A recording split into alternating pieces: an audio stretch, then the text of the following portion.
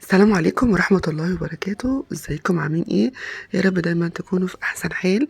النهاردة قررت ان انا اعمل التمر هندي في البيت. طبعا بنشتري التمر هندي كل يوم على الفطار، وبقت الازازة دلوقتي ب30 جنيه. ده كوباية من التمر هندي اللي انا كنت شاريه. فقلت بقى لا، انا هعمل التمر هندي في البيت ويبقى طعمه احلى واحسن. دي الازازة اللي احنا بنجيبها من بره، من عند بتاع العصير، بقت ب30 جنيه. هشوف هقول لكم هنعمله مع بعض ازاي. انا جبت هنا كيلو من السكر، وهنا جبت اللون اللي هو بتاع التمر هندي، حوالي 15 جرام يعني 3 معالق من اللون. ومعايا هنا 30 جرام من الملح الليمون، يعني 5 معالق صغيرين. والازازه دي حوالي 3 معالق من اللي هو الصنص بتاع التمر هندي. هقلب كل دول كويس جدا في كيلو السكر. يعني لو كيلو السكر ب50 جنيه والحاجات دي ب25، يعني هيعمل معايا 75 جنيه.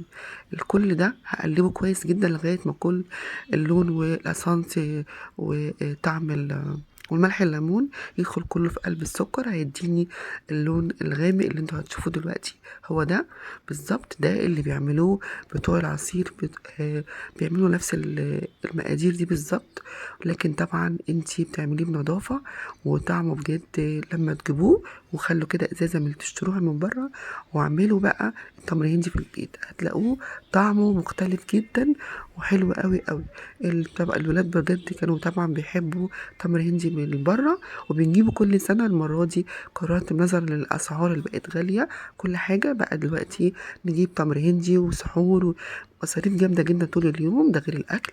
فقلت لا، أنا أعمله في البيت. وسألت وعرفت إزاي بيعملوا التمر هندي بتوع العصير.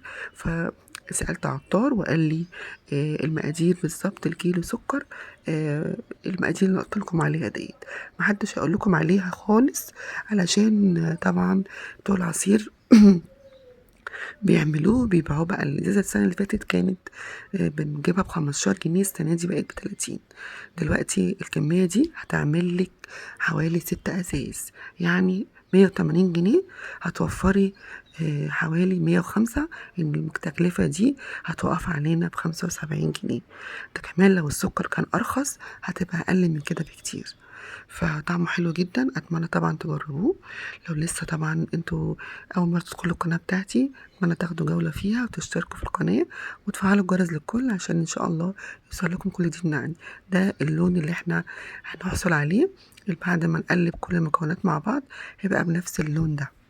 طبعا لازم تلبسي جلافز في ايدك علشان اللون بتاع التمر هجيب الهندي طبعا بقى هنا يعلم في الفيديو. بشفشة او ازازة عشان تعملي بقى فيها التمر الهندي. انا مش هقولك على مقدار هتاخد معاكي كام معلقة او كده. انتي بقى هتجربي على حسب طبعا الحاجة اللي انتي هتعملي فيها، مش نفس المقاس او المعيار اللي انا بعمل فيه، بتختلف طبعا. انا عندي حاجة كبيرة، انتي عندك اصغر او شفشة اصغر.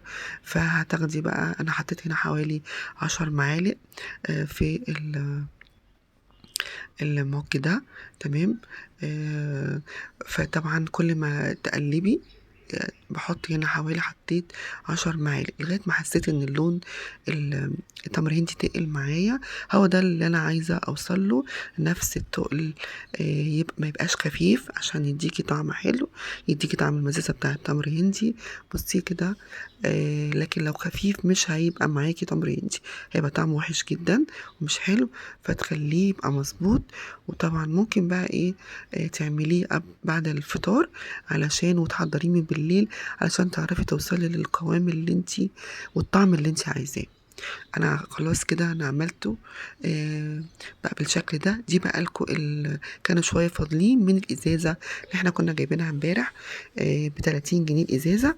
فخليتها علشان ادوقهم للولاد، علشان يشوفوا الطعم اللي احنا عاملينه، اللي انا عملته في البيت، ولا اللي جايبينه من بره. بجد والله العظيم هم كلهم اقسموا ان باباهم كمان ان التمر هندي اللي انا عملته احلى واطعم من بره. يعني توفير وكمان طعمه حلو، احلى من اللي احنا جايبينه من بره. وكمان فاض معايا طبعا. عايزه اقول لكم الكميه دي هتعمل معاكم 6 ازايز.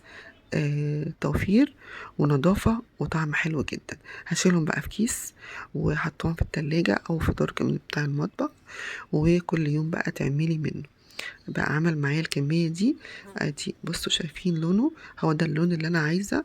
يعني التقل بتاع التمر هندي مبيبقاش خفيف، يبقى بالقوام ده. اتمنى يا رب يكون الفيديو عجبكم. دي بقى الازازة اللي احنا بنشتريها، اشتريناها من بره. ودي الازازه اللي احنا جبناها من بره، زي ما انتم شايفين حتى مكتوب عليها رمضان كريم. اكيد كل اللي بيشتري تمر هندي من بره عارف ان الازازه دي بتتباع عند بتوع العصير. ودي الكميه الباقيه. يعني انا عملت هنا تقريبا آه، المعيار اللي انا عامله فيه الازاز دوت بياخد تقريبا ممكن ازازه ونص. تمام، ودي ازازه كمان. يعني الكميه بتعمل معايا 6 ازايز من التمر هندي. يعني توفير التوفير بجد، وطعم احلى واجمل بجد، طعمه حلو جدا.